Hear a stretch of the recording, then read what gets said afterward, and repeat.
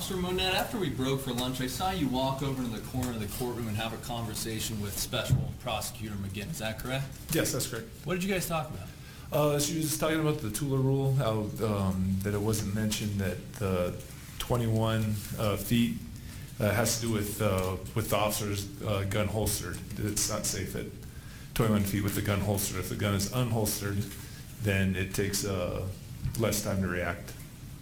Okay, and during your time at the APD Academy and afterwards, you've undergone a lot of training, correct? Yes. And that training is provided by certified law enforcement instructors, correct? Yes, that's correct. And do you know if Ms. McGinn is a certified law enforcement instructor? I do not know. I'll stipulate that I'm not sure of. So based on that, you aren't relying on that information she provided you to change your earlier testimony, are you? No, I'm not relying on it, but she was correct with it, though. Okay. Now I want to shift your attention from your training and your experience to the actual incident that occurred on March 16th, 2014. Now you mentioned that you arrived, well first, you heard about this incident occurring in the foothills over the radio, correct? Correct. And after hearing about that, you were parked next to Sergeant Carpenter when you heard that, correct? Correct. And after hearing it come out over the radio, you traveled to 1812 Piedra Vista and you arrived there at 5:05 p.m., correct? Correct. Now you mentioned that you were listening over the radio. Is that just all of the radio traffic that you're listening to? Yeah, whatever radio traffic was going on at the time. And is that known as a radio dispatch? It can be, yes. Okay. And you also have a CAD that comes up on your computer, correct? Correct. And a CAD, and correct me if I'm wrong, but I believe a CAD is a summary of everything that's being said over the radio, correct? Yes, that's correct. But the radio traffic would contain more information than the CAD, correct? Usually the CAD has more information on it than the radio transmission, but the radio transmission usually has the most important information on it. Okay, so the radio, just so I'm straight, the CAD has more information than the actual radio dispatch? Usually, yes. Okay, so the dispatcher who's creating the CAD is writing down more than what's being said on the radio? It can be, yes. Okay. So when you're in your car, you can look at your CAD, correct? That's correct. Because it's located on a laptop in your car, correct? Correct. And when you're away from your car, you can no longer look at that CAD, correct? That's correct. And at that point, then you just simply rely on what you're hearing over the radio, correct? Yes, that's correct. Okay. And over the radio, when you were responding to this incident, you heard that Mr. Boyd had threatened open space officers with knives, correct? That's correct. And you understand that to be aggravated assault on a peace officer, correct? Yes, that's correct. And that's a felony crime, isn't it? Yes, it is. And as a sworn law enforcement officer, you have based on your training and experience, of course, you have a duty to take violent felons into custody, correct? Yes, that's correct. And have you ever been able to take a violent felon into suspect without closing distance on that suspect? No. Every time you have to close distance to arrest or detain the subject. Yeah, you have to walk up to him to put him in handcuffs, correct? Correct. You cannot take someone into custody without closing distance. Yes, that's correct.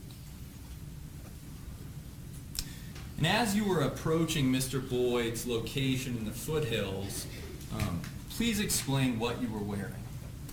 I was wearing just my duty uniform with my badge and duty belt on.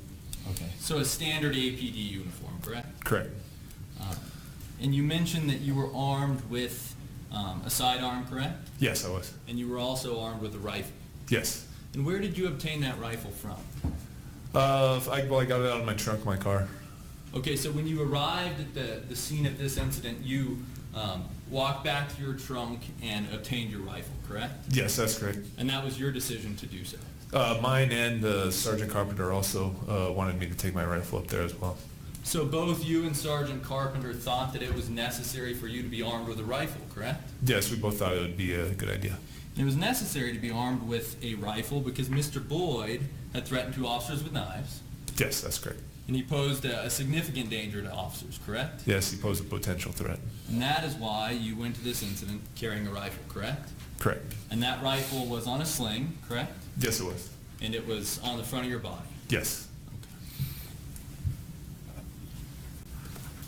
Now, you accessed the foothill area where Mr. Boyd was located by walking through the backyard of 1812 Pieter Vista, correct? Correct. And and there's a gate in the backyard of 1812 Pieter Vista, correct? That's what you walked through? Yes. And when you walked into the foothill area where Mr. Boyd was located, you saw him on a rocky outcrop, roughly 100 yards up the hill. Is that fair? Yeah, about approximately that. And as you approached Mr. Boyd's location, you saw two open space officers near Mr. Boyd, correct? Yes, that's correct. And as you're approaching, you were with Sergeant Carpenter and Officer Wetterland? Yes, Carpenter, Wetterland, I know at least Virgilio. I think Wetterland was the fourth one, not to mention. Okay. Now, when you arrived near Mr. Boyd's location, you kept a safe distance from him, correct? Yes, I did. And you kept that safe distance because based on your understanding, he was a threat within 30 feet, correct? Yes, that's correct. And that's because he was armed with knives. Correct.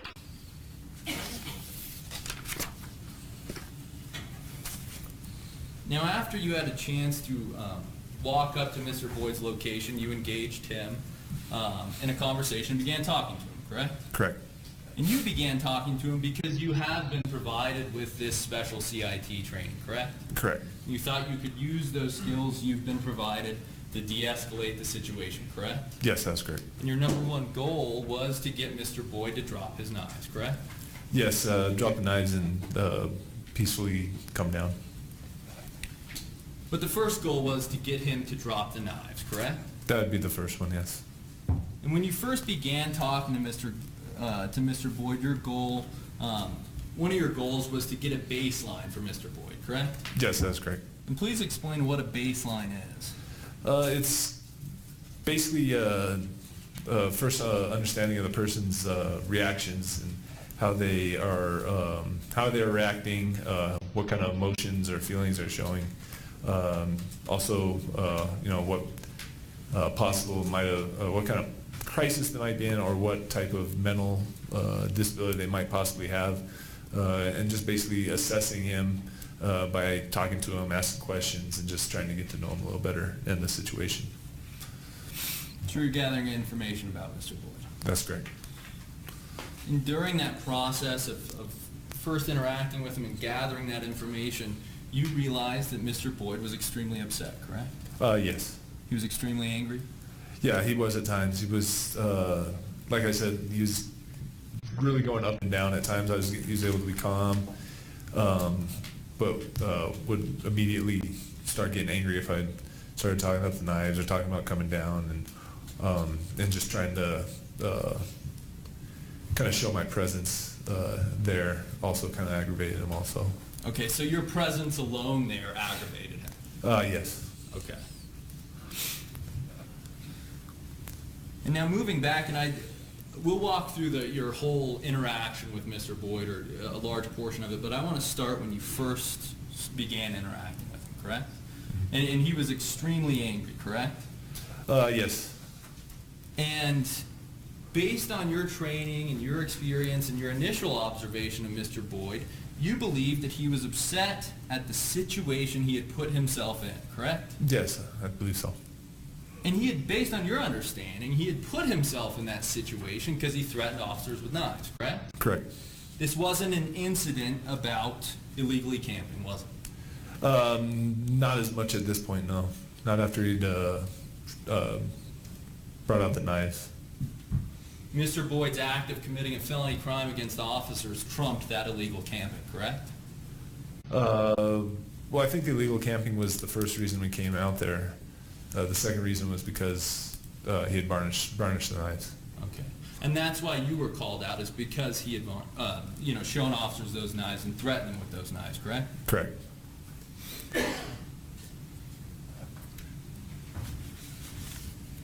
Now, as you've talked about, you quickly noticed that Mr. Boyd was having drastic mood swings, correct? Correct. There were times when he would be relatively calm, correct? Correct. And there were times when he would become extremely agitated, correct? Correct.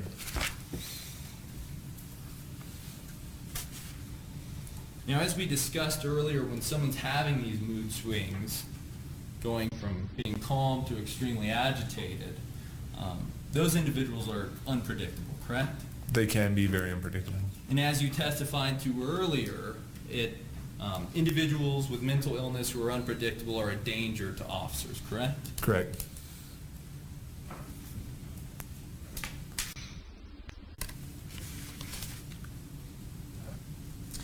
Now, you quickly realize, in addition to the fact that Mr. Boyd was unpredictable, he was experiencing thoughts of grandeur, correct? Correct.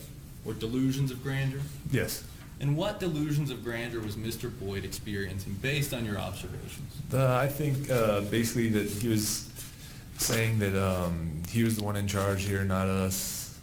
He wasn't going to come down. He wasn't going to listen to us. Basically saying that he was the one in control and that we had to listen to what he said and not the other way around, not him listen to us. So, due to the delusions of grandeur Mr. Boyd was having, he thought he was in charge, correct? That's correct. He thought that he did not have to comply with any of the commands you were giving him, correct? Correct, or at least he believed that he didn't have to. And as you mentioned before, it can be very difficult to show empathy for someone who is experiencing delusions of grandeur, correct? It can be. And in this instance, when Mr. Boyd thought he was in control and thought he was in charge of you, that made it difficult to show empathy for him, correct? Yeah, that and the threat, at least that one threat where he had the knives out and kind of came towards us, at that moment also it made it pretty hard to be empathetic of him at that point because of his aggression. You have to kind of change modes at that point. So it was difficult to be empathetic because Mr. Boyd was threatening you with knives, correct? Correct. He was threatening to kill you with knives. Correct. And Your Honor, at this time I'd like to play a portion of what's been admitted as Defendant's Exhibit B1A, that's Officer McDaniel's taser cam video. I would also, along with that, like to play a transcript of Officer McDaniel's video, which has been marked as Defendant Perez's Exhibit D3. May I play that video, Your Honor? And before I play this, Officer Monette, I would like you to listen for your voice in the various running transcript. Okay. Just so we can talk about the things you said to Mr. Boyd and how he responded.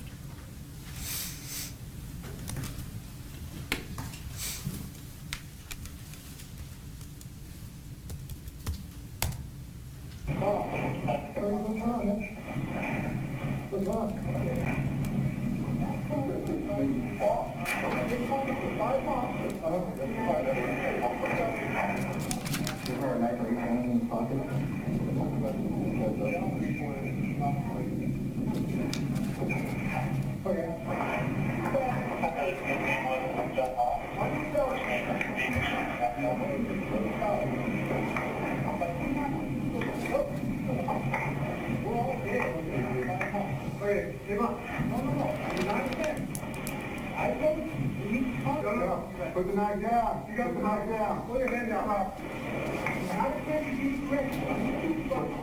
Asking you to put the knife. Okay, first, during that recording, there was an officer who said he's got a knife in each hand and his pocket. Is that correct? I believe I heard that. Did you hear that on the recording? It was, a lot of it was kind of hard for me to actually hear in that Okay. recording, to be honest with you. You didn't hear that?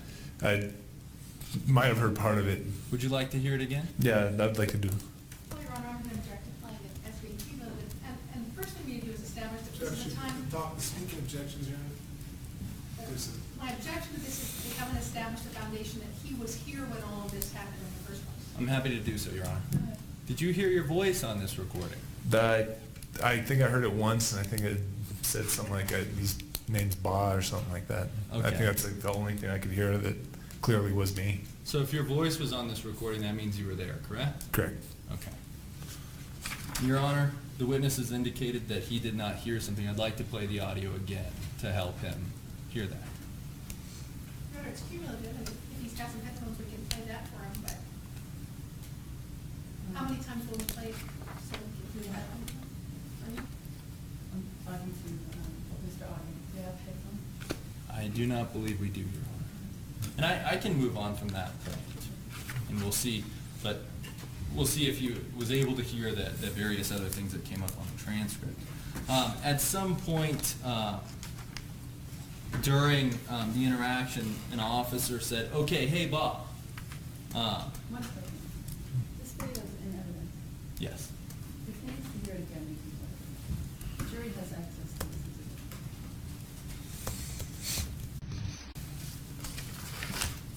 And once again, listen for the statement, "He's got a knife in each hand and his pocket." Okay.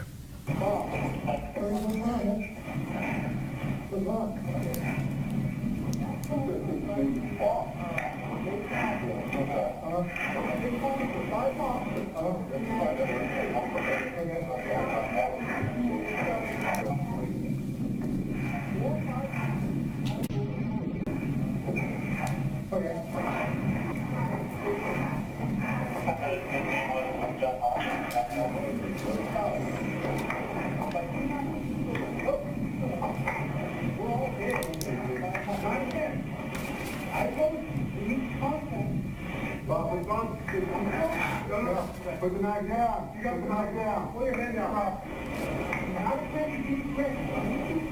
How can you put the knife? Just listen to, did you hear an officer say, "He's got a knife in each hand and his pocket"? Yes, I heard it at that time. Okay, so at the time, and it's fair to say, based on the movement in this video, you and the officer who this video was taken from were walking up towards Mr. Boyd, correct? Correct, seems that way. Okay, and so as you were walking up, Mr. Boyd had a knife in each hand and, according to that officer, a knife in his pocket, correct? Yes, according to that. So he was armed with 3 knives at that time, correct? Correct. And 2 of those knives were out. Is that correct? Correct. And when listening to that audio a second time, did you hear yourself say, "Okay, hey, Bob"? Is that your Yes. voice? Yes, I heard that. Okay. And who were you referring to when you said Bob? James Boyd. Okay, and why were you calling him Bob? Because that's what he had been asked to be called when we got there. Okay. And does using the first name someone's given you, help you build rapport with someone? Yes, if I were to call him James Boyd, with him asking to be called Bob, that could have been something that got him upset or aggravated in some way. And that's what you were trying to avoid? Correct. And as the recording went on, an officer can be heard saying, "Bob, no, no, no, put down the knives." Did you hear that in the recording? Yes, I heard that. Do you remember what Mr. Boyd was doing when that officer said, "Bob, no, no, no, put down the knives"? At that time on the video, that if we were just showing up, then it would have been then. But if it was later in it, it might have been that one time where I said that he had burnished knives and kind of came at us. So. Okay, so it's possible there were 2 times. Yeah, it is. If that was at the beginning, then it is possible that it could have been 2 times that happened. Okay, because based on your recollection, as you testified earlier, during one of the times he had his knives out, officers threatened to fire a beanbag shotgun at him, correct? Correct. And we didn't hear that here, correct? Correct. So this must be a different time that he had his knives out, correct? Correct. Or maybe he just kept his knives out for a long period of time. That possibly could have been that too. And during that recording we just listened to, Mr. Boyd can be heard saying, "Do not attempt to give me directives, I'm your supervisor." Is that correct? Correct. And what concerns did you have after you heard Mr. Boyd make statements like that? Well, it made me think that this is a subject that has some sort of mental disability or is thinking something that is not accurate or true. He was also making statements how like he worked with the government or was some secret agent with the government, and that he had some sort of object that he had to give to officials that was important for them to get and receive. So when you heard Mr. Boyd make statements like that, you began to realize that he was suffering from a mental health issues, correct? Yeah, I started to believe.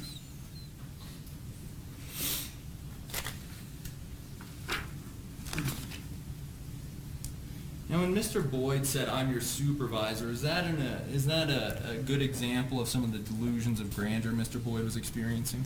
Yes, I would agree with that. In addition to claiming that he was your supervisor, and he wasn't just saying that to you, he was saying it to all the officers based on your observations, correct? Yes, that's correct. Okay, I'm going to play another clip from you from Officer McDaniel's video, which has been marked as Defendant Perez's Exhibit B1, and that's going to be from 12 minutes 13 seconds to 12 minutes 48 seconds. And I will include a transcript which has been marked as Defendant Perez's Exhibit D3 from page 20, line 25 to page 22, line 10. And once again, when I play this, if you could try, I know it's difficult because you haven't heard these. Right. But if you could try and pay attention to what's being said and specifically what you're saying. We want this to go smoothly, all right? We don't want any trouble. Make contact. All right. But here, for us to do that, we need to be able to talk to us, right? I do not. I'm going to tell you right now. You get too close, you're going to get feedback. Okay? What not? Okay. One more thing, I think that's what's wrong. Yeah, we're being back. If you need to stop the side, let's deal with it, all right? Go side, deal with it. Okay, so that was the incident when Mr. Boyd, when threats or when officers informed Mr. Boyd that he was going to be beanbagged if he moved forward with his knives, correct? Correct. And at the beginning of the clip that we just listened to, did you hear With that. Okay. And why did you make that statement to Mr. Boyd? It was part of trying to calm him down. It was trying to, kind of de-escalate the situation, give him a, let him be aware that, if he thought that this will go smoothly and we don't want anything to get violent or get progressively worse. And that was certainly your intention. You wanted to resolve this peacefully, correct? Correct. You didn't want things to get violent, correct? Correct. But nonetheless, Mr. Boyd would not put down his knives, correct? Correct. And during that period, you also said we don't want to have any problems, correct? Yes, that's correct. And that was for the same purpose, just to inform Mr. Boyd that you wanted to peacefully resolve this situation. Yes, that's correct. And in response, Mr. Boyd said, you need to make contact now. Is that correct? Correct. Did you know what Mr. Boyd was referring to? I believe that has to do with what I mentioned just a few minutes ago, was that he had something that he needed to give to some sort of higher up official with the government because of him being involved with some sort of either law enforcement agency or spy type thing that he was talking about. So this was once again one of those delusions that Mr. Boyd was having. Yes. He was having a delusion that he needed to deliver something to the Department of Defense, correct? Yes, that's correct. And based on your testimony earlier, when someone's experiencing delusions, either visual or auditory hallucinations, that can disrupt communication, correct? Yes, it can cause a problem with. And with in this situation, it was disrupting communication, correct? Yes, I would say so. When you were pleading with Mr. Boyd for this incident to go smoothly, he told you that you needed to make contact, correct? Correct.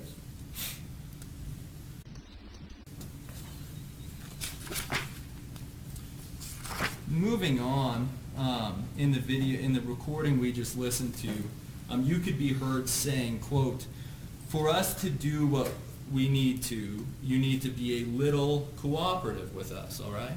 Did you hear yourself make that statement? I might have missed part of that one. Okay. Does it sound like something you would have said while you were up there? Yes, it does. Okay. And when you were up there, why didn't you simply demand that Mr. Boyd be cooperative or order him to be cooperative? Kind of like how we said earlier with with that SOP or like trying to order somebody or make threats or being aggressive can cause them to just be more aggressive back and make them more agitated. So you were trying to resolve this situation by being calm and simply asking or requesting his compliance, correct? Yes, correct. You were asking for a little cooperation. Correct. And in response, as we heard on the video, Mr. Boyd said, "I do not cooperate," correct? Correct. And that wasn't a delusional statement. That was directly in response to the statement you made to him. Correct. So he had come back to reality for a moment, correct? Yeah, either that or partially with the delusions of grandeur part also. Okay. But nonetheless, he said, "I do not cooperate." Correct. And did that cause you concern? Yes, I mean, I would think would cause anybody concern because, like you've been saying, one of the main things is cooperation to be able to take somebody into custody. And Mr. Boyd was not cooperating, correct? Correct.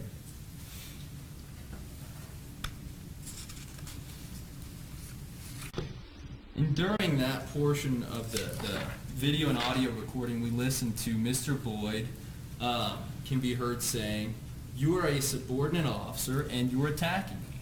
Did you hear that?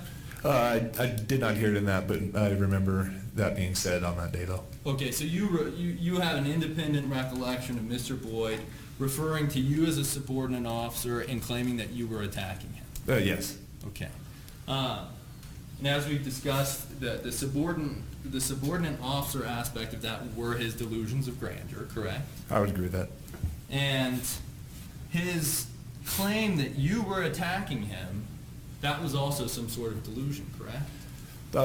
Yeah, I would agree that it was either a delusion of that or maybe he was referring to the open space officers that initially contacted him too. So what information did you receive that led you to believe that Mr. Boyd had been attacked by two officers? At that point in time, I had no reason to believe that. Okay. You had no reason to believe that two officers had simply attacked Mr. Boyd, correct? That's correct. And in fact, Mr. Boyd was claiming that you were attacking him, correct? Correct. But that wasn't the case. No, that wasn't the case. You were not attacking Mr. Boyd. Not at all. You were being calm, correct? Correct. And you were attempting to de-escalate Mr. Boyd. Correct. And in response, he claimed you were attacking him. Correct.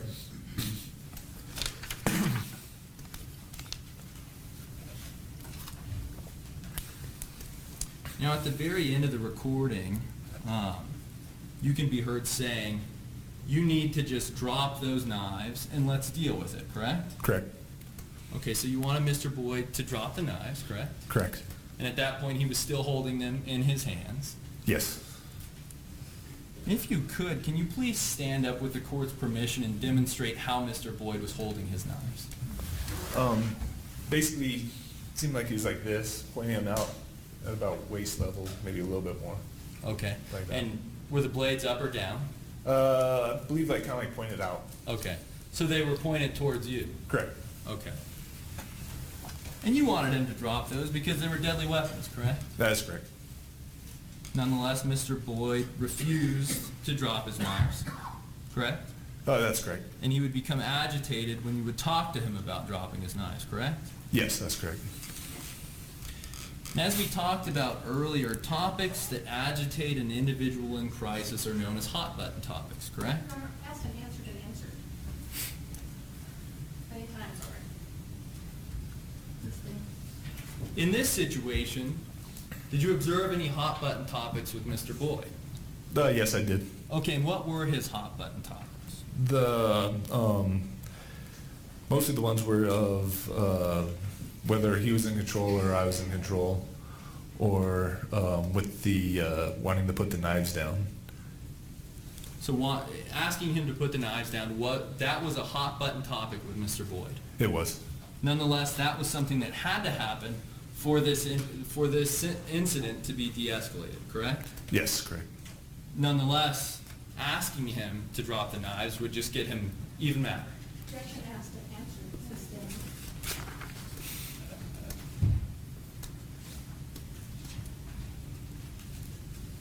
Now I'm going to play another portion of Officer McDaniel's tape, Defendant Perez's exhibit B1A, from 16 minutes and 35 seconds to 17 minutes and 11 seconds, and the transcript, which has been marked as Defendant Exhibits D3, page 27, line 8 to page 28, line 9. Okay, we're here's the thing. We have people down there saying you were armed with knives and up here, afraid, okay? All right, well, that's all your fault. So here's the thing. If you, here. Once you get out, it is an issue right now. I'm not going to say. Right. Well, this way they have to defend them against you, so I do. Here's the thing. You want to keep those knives in your pocket. You can have them in your head, bring them off, and we're going to take it off. So as this incident went on, you continued to talk to Mr. Boyd about dropping his knives, correct? Correct. He still continued to refuse to do so, correct? Yes, that's correct. And he didn't even think it was an issue, him holding knives, correct? Not really. I think he said that those knives were protecting him just like our guns were protecting us. So I think he didn't think that they were an issue or he had the right to have them. Okay. And he also thought that he had the right to, and this is a quote from Mr. Boyd, the right to carry that rifle if I take it from you. That's what he said, correct? I didn't hear it on there. I don't recall ever hearing that, but if it was on there, then it was. But okay, you wouldn't dispute it if it had just run across the screen, correct? not if it was just on there, no. Okay. And he also said, and I have to defend them against you, and then something inaudible before I kill you, correct? That's correct. And who was that threat directed to? I think either myself or any of the officers there. So he was threatening to kill either you or the other officers? Correct. Okay. And this is after some time that you'd been trying to work with Mr. Boyd, correct? Yeah, it'd been a little while. Okay. And based on his threat to kill you, he wasn't calming down, correct? He would at times, like I said, he would still go up and down, but at this point he wasn't very cooperative. Okay, so this is one of the times he was up, correct? Yeah, correct.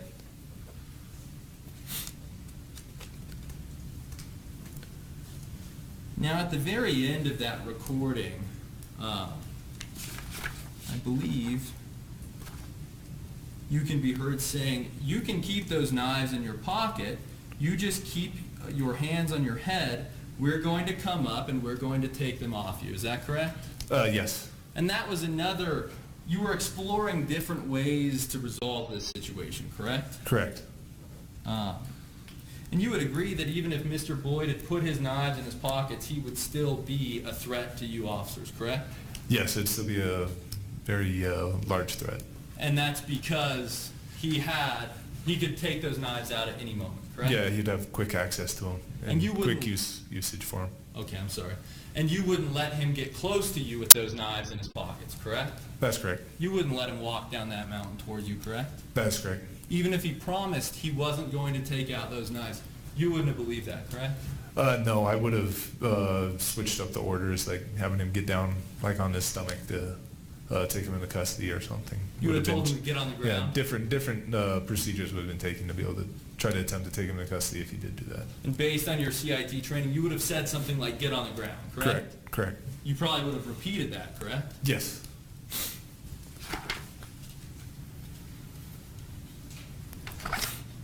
And in that quote I just read to you and that we just heard, you told Mr. Boyd to put his hands, or you just keep your hands on your head, correct?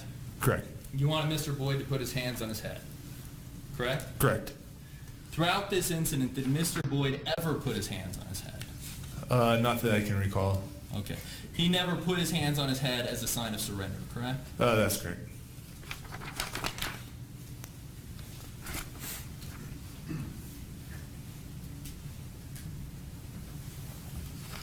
Okay, I'm going to play another section of this video that is further along in your attempt to de-escalate Mr. Boyd. And this is from Defendant's Exhibit B1A, minute 1809 to 19. And then the transcript is from Defendant Perez's Exhibit D3, page 29, line 24 to page 30, line 22. Okay, here's the thing. Okay, here's the thing, man. You don't want to do it. You don't want to do it. gotta take it one step at a time. As soon as we're known to...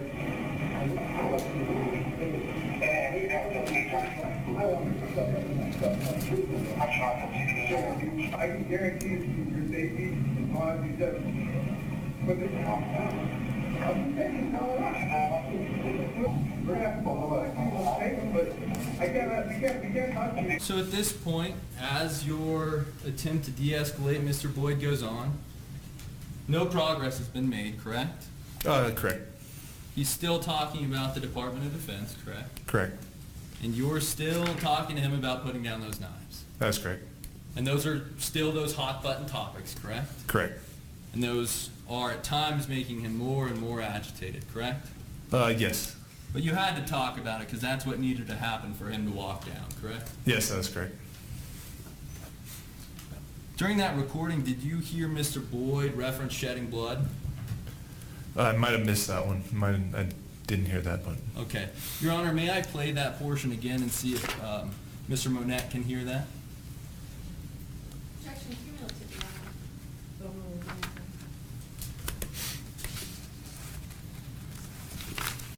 This is an item of evidence that's already presented, correct? Yes, Your Honor. This has been admitted. So And it's, not cumulative. and it's specifically, if I have to shed blood, you might be stuck for days. Good thing. Okay, here's the thing, man. You don't want to do it. You don't want to do it. You gotta take it one step at a time. As soon as we're known to...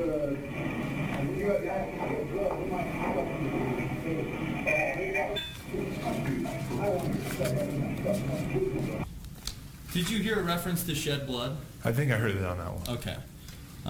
So this is after you had been up there for quite some time, correct? Correct. And he's talking about shedding blood, correct? Correct. And Mr. Boyd never made any indication that he was suicidal, correct? I never got that impression. Okay, so he wasn't talking about shedding his own blood, correct? Correct. I don't believe that was it. And there was no one else up there besides you and him and the officers, correct? That's correct. So it's fair to assume he was talking about shedding your blood, correct? That's correct.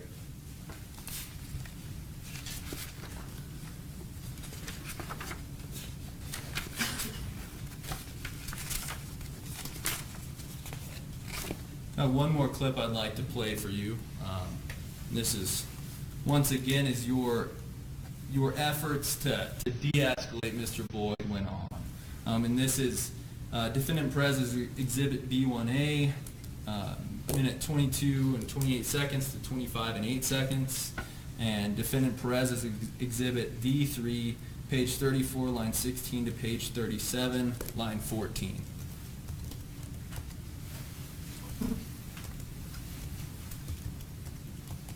I wouldn't like to say like in a hotel apartment. In a month? Do you like it better out here or in You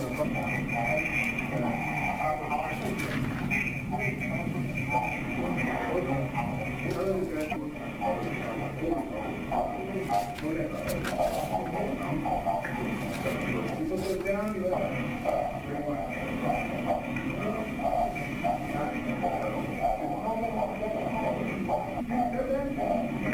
What you gotta do is put your line down, come down, start talking to them. We will take your stuff down there for you. I don't know that. So they will take, I'm up here right now. I'm up here talking to you right now. So here's the thing. I'm up here talking to you right now. I'm up here talking to you.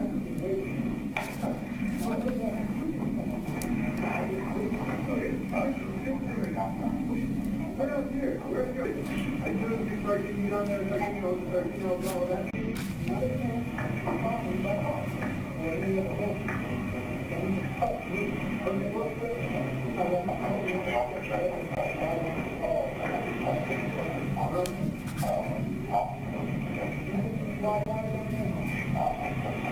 I'm good. Yeah, but I'll get it.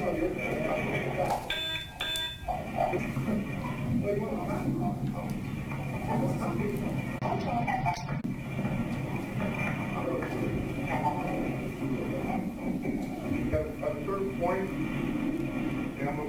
all I see is on, you know what I mean? At a certain point. Mr. Monette, do you remember offering to set Mr. Boyd up in a hotel? Yes, I do. And that was one of the things you did to try and convince him to comply or cooperate with your request, correct? Yes, that's correct. That offer didn't work, though, correct? No, it didn't. You'd also offered to take Mr. Boyd to Denny's and buy him a meal, correct? Yes, that might have been somebody else. It might not have been me, but I do remember that being said, though. You remember that offer being made to Mr. Boyd? Yes, I do. And that also didn't de-escalate him, correct? No, it didn't. That didn't convince him to put down his knives. No, it didn't. You even offered, in that recording that we just listened to, you said, "We will take your stuff down there for you." Do you remember hearing that or reading that? Yes, I do.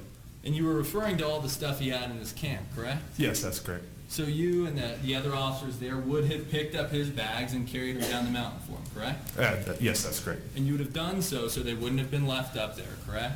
Correct. And hopefully calm him down and maybe agree to coming down peacefully. Okay. So that was another step you did to try and resolve this situation. Yes. Nonetheless, Mr. Boyd was still not complying with you, correct? Yes, that's correct. And at the end of that recording, an officer can be heard telling Boyd that at a certain point we are not going to be able to continue to go back and forth like this. Is that correct? Yes, that's correct. Do you know who said that? That was Sergeant Carpenter. Okay. And did you agree with that statement? Not necessarily. I think we could have been up there for a while trying to get him to come down. I didn't think it'd be, something that would be in the immediate future, there's something that would happen very soon. And you were up there for a while, correct? Correct. You were out there for an hour and 10 minutes approximately, correct? Correct. And during that entire time, you weren't able to make headway with Mr. Boyd, correct? Not very much. Pretty much whenever I did make any progress, as soon as the knives were mentioned, putting them down, that's what just would take him back up right away. Okay. So you weren't able to make progress. You weren't, as you said in this last tape, you weren't even able to make it across that first bridge, correct? Objection asked and answered. This is compounded, and I think he said you could make some progress if you just answered. So it's Objection to speaking objection. Sustained as to ask and answered, and sustained as to a speaking objection. Please don't do that. During the audio and video we just listened to, you could be heard saying, "I'm still trying to get over that first hump, that first little bridge," correct? Yes. So you hadn't even got over that first little hump, correct? Yeah, I could see that with usually the first step of getting some compliance would be them agreeing to the commands of putting knives down or putting them away or throwing them away or whatever. And he hadn't done that. Correct.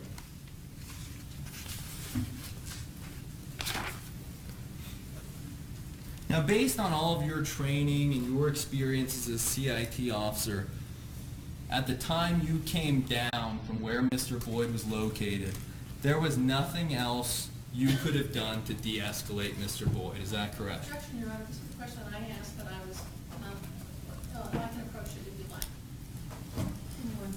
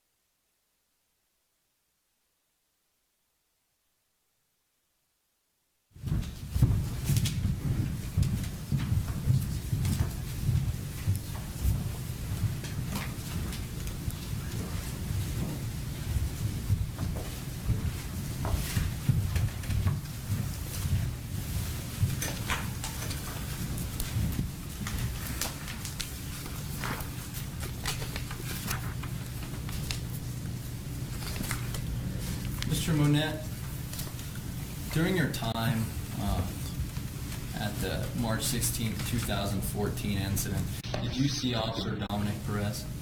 Yes, I did briefly. Okay, and when did you see him? It was when I was moved back all the way to the outside perimeter position. Right when he was arriving, he was just showing up. We just passed for like a minute Okay. at the most. And is it fair to say that Officer Dominic Perez arrived immediately before force was used against Mr. Boyd? Yes. Okay. And you were present at the scene when force was used against Mr. Boyd, correct? Yes, I was. And although you were present, you did not actually observe Mr. Boyd's actions immediately before that force was used, correct? Yes, that's correct. And you did not observe the actions of the officers immediately before that force was used, correct? That's correct. And throughout this incident, you did not receive any orders or commands from Officer Perez, did you? No, I didn't. And he didn't impede on your ability to try and de-escalate Mr. Boyd, correct? Yeah, that's correct. May I have a moment, Your Honor? Yes.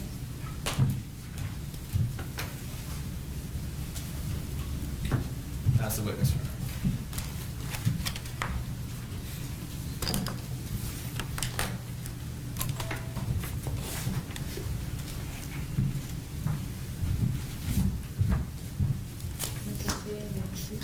Thank you, Your Honor. Good afternoon, Officer Monette. Afternoon. Officer, you are the primary crisis intervention team officer on scene, right? Correct. There was actually another crisis intervention officer as well. Yes, it was. So there's more than one of you trying to work this situation.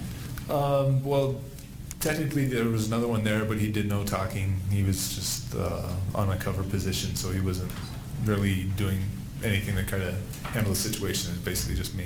And that was appropriate. Yes, it was appropriate. Okay. And in fact, when you actually got this call out, you were dispatched at the time to a separate call, but you had asked if you could go to this one, right? I think it was Sergeant Carpenter. I was right by him when it came out on the way to my other call, and I asked him, "Do you want me to go on this call and drop my other call?" He said, "Yes, do that." So Okay. that's why I went to the other call. I went to this call. And then you dispatched to this call. Yes. And you stated that you also brought your rifle with you, correct? Yes, that's correct. So even though that you were there in the capacity as a crisis intervention negotiator, you still felt that it was appropriate to bring your rifle, right? Yes, correct. And Sergeant Carpenter advised me to also take it as well. And that's completely appropriate as well, Yes. based on your training. Yes. Now I want to talk just briefly with the progress that was made with Mr. Boyd in the hour, 10 minutes, hour and a half you were there. Would you agree with me that the progress didn't get any worse, but it didn't get any better? Is that a fair statement? I would agree to that. Is that how you've actually characterized the progress in past interviews? I would believe so. Okay.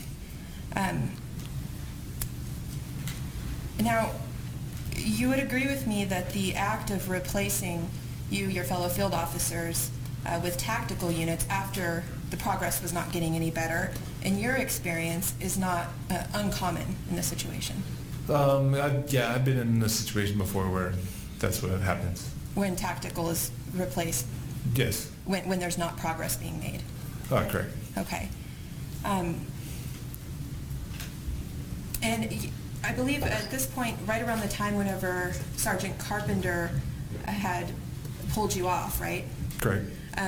It was getting darker at this time, correct? Yes, it was. Okay. And as a police officer, in your training and experience, when someone threatens fellow officers with knives, I think you testified before, that's called aggravated assault on a police officer, right? Yes, that's correct. Okay. And you have to take them into custody at that point. Okay. I want to go over an exhibit that the state went over with you on direct.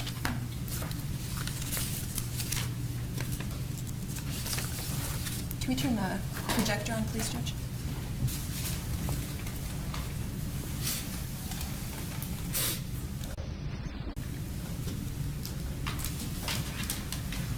Okay. Do you remember going over this it's subsection C here? Yes, I do. And this is the SOP, it's State's Exhibit 2 for response to mentally ill. Is that right? Yes, it is. Okay. And she specifically went over C4, avoid physical contact if possible while assessing the situation. Is that what that says? Yes, that's correct. Okay.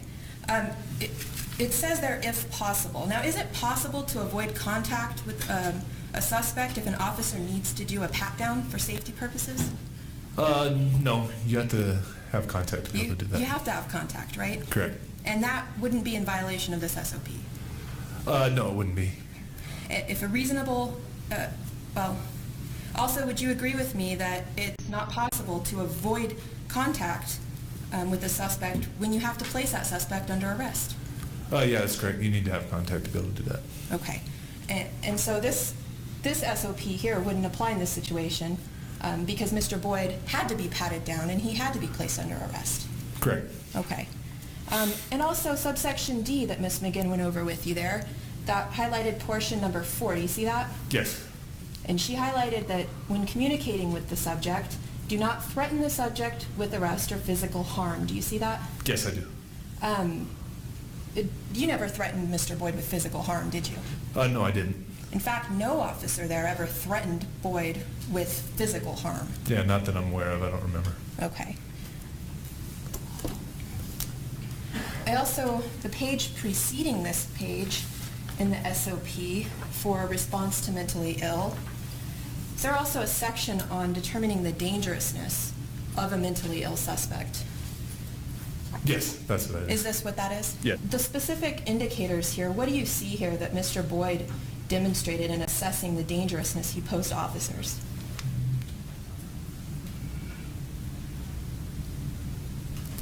Did he have the availability of weapons? Yeah, he did have weapons. Did he make direct threats? Yes, he did make direct threats as well. Okay, and did his personal history that was known from the CADs demonstrate prior violence under similar circumstances? Yes, it did, but at the time I was unaware of that. Okay. What about E there, the lack of physical control the subject demonstrates over his or her emotions? I would agree with that one too. The mood swings? Yes. Okay. And if you go on to the next page of this, these are also other indicators in determining the dangerousness Boyd posed, right? Yes. Okay. Now, is there anything in, first of all, I also want to be clear, you never pointed your gun at James Boyd, did you? I might have maybe once when he started approaching us at that point where I felt in fear, and shortly after the Sergeant Carpenter said, if you cross this line, we're going to beanbag you. I think I might have at that point, and that would have been the only point if I did. Okay.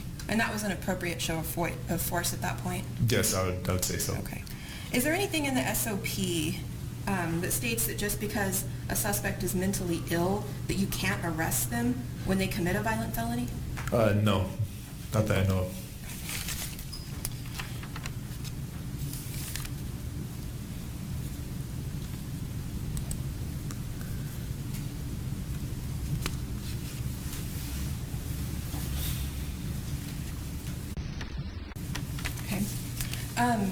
You never had any conversation with my client, Officer Sandy, on that day, right? No, I did not. Okay. And Mr. Sandy never instructed you in any way to do anything that night? No, he didn't. Okay. He definitely wasn't the one that called you off? No, he wasn't. Okay. Based on your training and experience and observations of Mr. Boyd that day, was it clear to Mr. Boyd that he needed to leave his knives behind before coming down the mountain? Yes, it was very clear. Okay. Was there anything else? Let's check that one.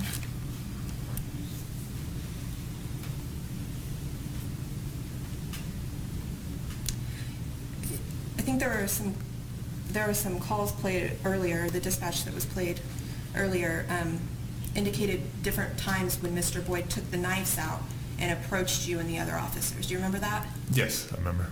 At the time when he was doing that, there were no tactical officers on scene at that time, right?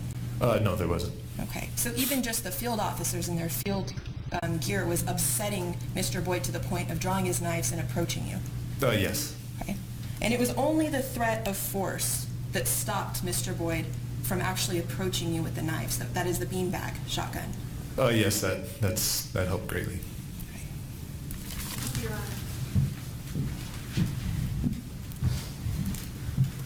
Officer Monette, Mr. Audio asked you if it was possible that there might be a situation that could not be successfully resolved by an ill person, and you answered that it was possible.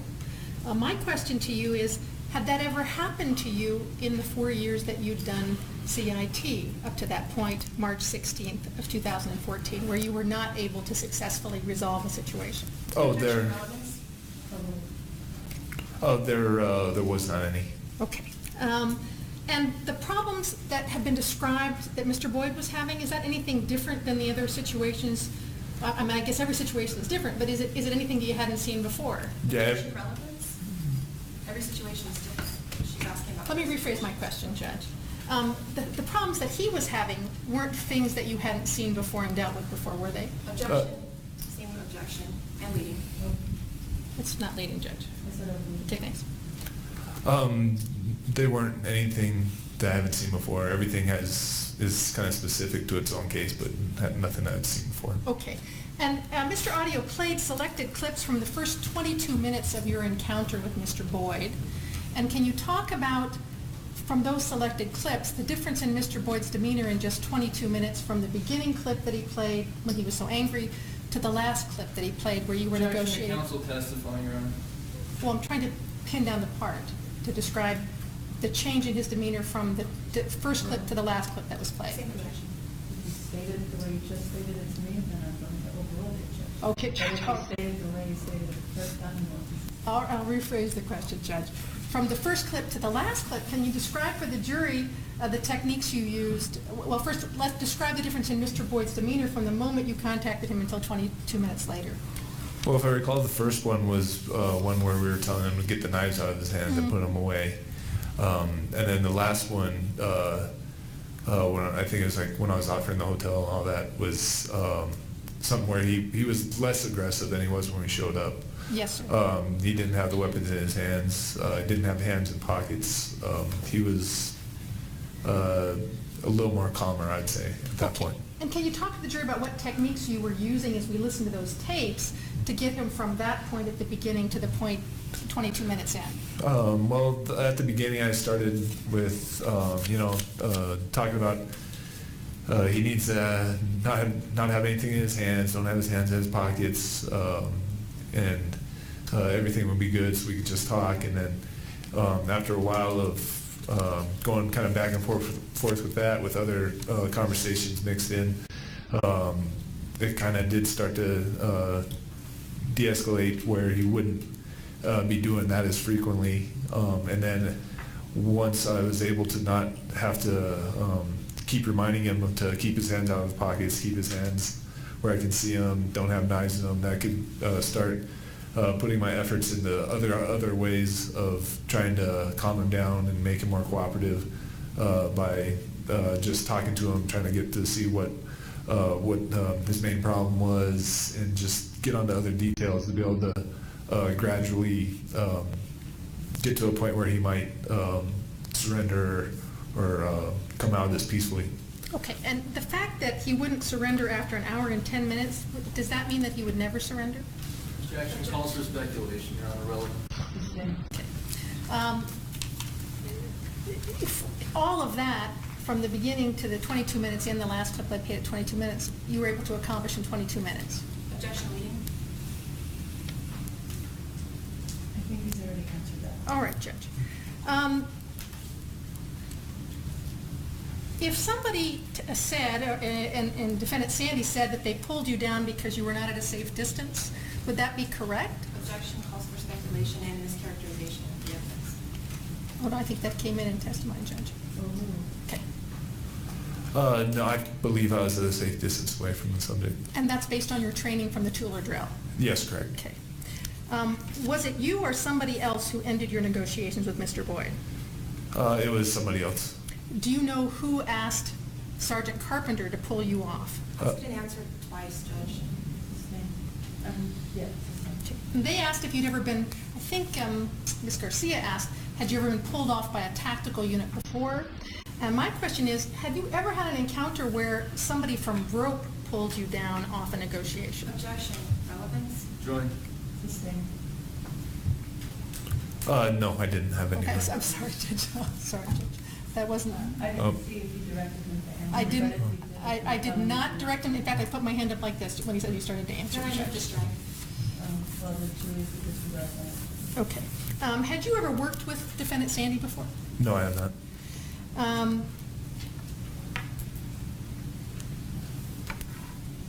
After that first 22 minutes where the series of clips that we listened to up to 22 minutes, after that time, did he ever pull out his knives again while you were up there? I don't believe so.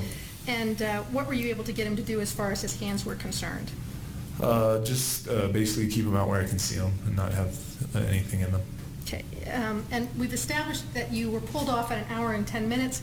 Can you talk to the jury about how time works to your advantage as a CIT officer? Objection. Beyond scope, Your Honor. Join. I don't think it's beyond the scope, Judge. I don't think it's relevant, but it's going to go. All right. Mr. Audio asked you about delusions, and sometimes people experience delusions. Did you ask Mr. Boyd if he was seeing things, having visual or audio delusions? I can't recall right now if I did. It's possible I might have, but I can't remember if I did or not. What were the things that Mr. Boyd expressed to you that he was afraid of?